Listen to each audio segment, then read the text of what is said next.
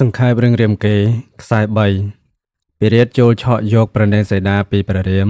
បណ្ដាលឲ្យព្រះរាមក្រេវក្រោធយ៉ាងខ្លាំងស្ដេចដាក់ព្រឹត្តិពិធីព្រះហស្ថចាប់ធ្នូសបំរុងចេញប្រយុទ្ធប៉ុន្តែព្រះលក្សណ៍ដែលជាអនុជក៏ខាត់ហើយព្រះលក្សណ៍សូមអាសាក្នុងការយកជាយាថ្វាយព្រះចេដ្ឋាធិរាជវិញព្រះលក្សណ៍និងពីរាជលបងប្រយុទ្ធគ្នាដោយផ្លែងសទៅវិញទៅមកយ៉ាងសម្បើមអស្ចារ្យ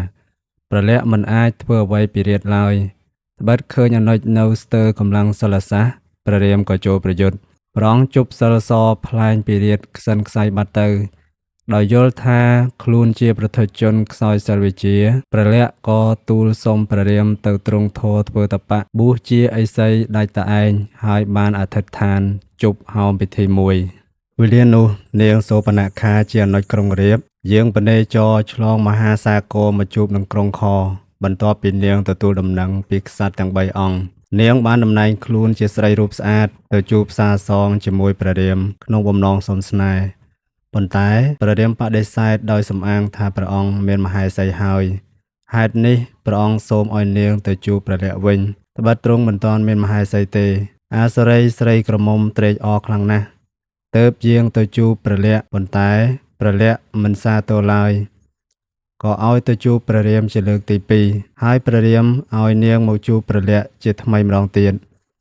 កាលខាងក្រោយនោះព្រះលក្សណ៍ខ្ញាល់ខ្លាំងណាស់បានចាប់ព្រះខ័នជ័យពេជ្រថ្លាកាត់កកោកេសីអសុល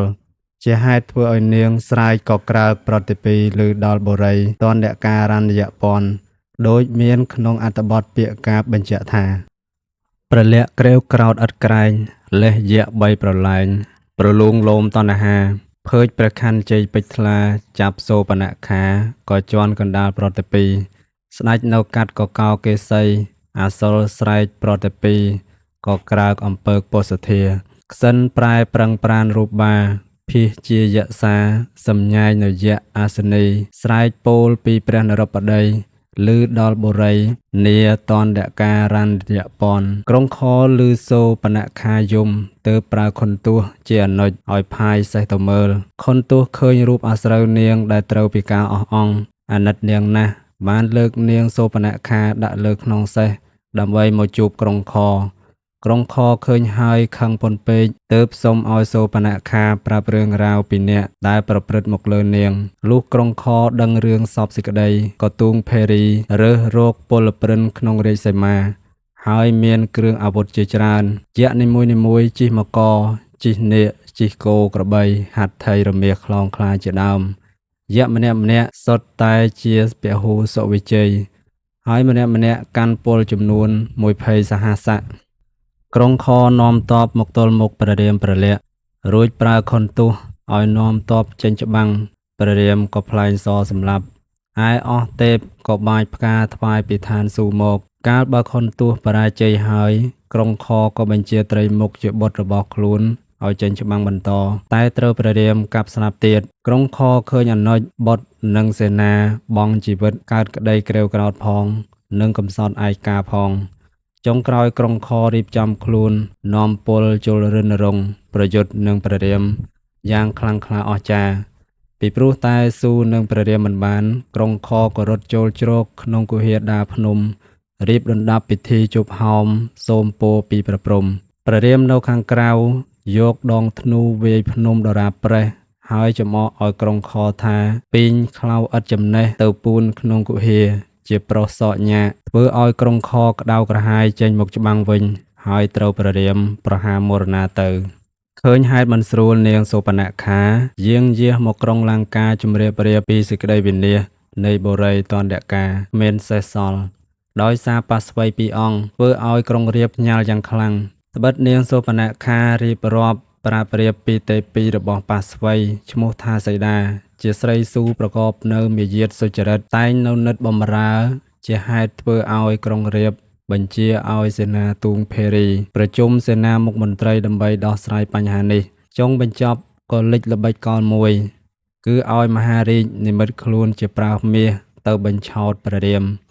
និងអនុជឲ្យខ្លួនឆ្លៀតឱកាសលួចឆក់យកនាងសីតាមហារាជខ្លាចស្លាប់បានលើកហេតុផលពីឫទ្ធិព្រះរាមដ៏ខ្លាំងក្លាដែលបានសម្លាប់មេដាខ្លួនគឺកាកាសូ ផ្ចាញ់រាមបរមសូរសម្រាប់ពិរាជសម្រាប់យក្សនៅនគរទណ្ឌការគ្មានសល់ប៉ុន្តែសម្រេចទៅមហារាជនៅតែគោរពតាមបញ្ជាក្រុងរាពណ៍ដដែលហើយបានផ្ដាំផ្ញើឲ្យរាពណ៍ជួយរក្សាត្រកូលរក្សាកូនខ្លួន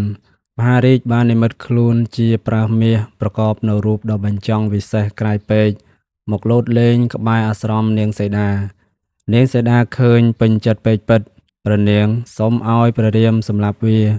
យកស្បែកធ្វើជាសុពោបាទនៅពេលព្រះអង្គយាងទៅសោយរាជវិញព្រះរាមដឹងថាប្រើសនោះគឺជាអសុលម្លោះហើយមុនយាងចេញព្រះអង្គបានឲ្យអនុជនៅចាំការពារទេពីព្រះរាមក៏យាងតាមប្រើសមាសរហូតដល់ពេលល្ងាចដោយហេតុបារម្ភអនុជនឹងទេពីព្រះរាមក៏ប្លែងសប្រហារប្រើសនោះប្រើសដែលជាមហារាជមុនពេលស្លាប់ក៏ស្រែកដង្ហោយហៅដូចគ្នានឹងសម្លេងព្រះរាមថាហើយលាក់កាយបាអសុលពាធាលាក់កាយជួយបងព្រះនាងសីតាឮសំឡេងកើតក្តីមិនទុកចិត្តទើបបញ្ជាឲ្យព្រះលក្សណ៍យាងទៅតាមប៉ុន្តែព្រះលក្សណ៍មិនព្រមទៅដោយលើកឡើងពីឫទ្ធិអំណាចសរបស់ព្រះជេដ្ឋាដូច្នេះសូមព្រះអង្គកុំបារម្ភអ្វីឯព្រះនាងសីតាគិតថាទង្វើព្រះលក្សណ៍មិនស្មោះត្រង់នឹងព្រះជេដ្ឋាឯងសេចក្តីនេះបណ្ដាលឲ្យព្រះលក្សណ៍ទាល់តម្រេះក៏ព្រមយាងចេញតែមុននឹងយាងចេញព្រះលក្សណ៍បានផ្ញើព្រះនាងនិងទេពតាទេពរៈអារក្សនៅនាព្រឹកព្រៃគិរីកាលបើព្រះលក្សណ៍យាងចេញផុតឱកាសហុចមកដល់ក្រុងរាពណ៍បានកាឡាខ្លួនជាឫស្សីមកបិណ្ឌបាតចិត្តអាស្រមព្រះនាងសីតា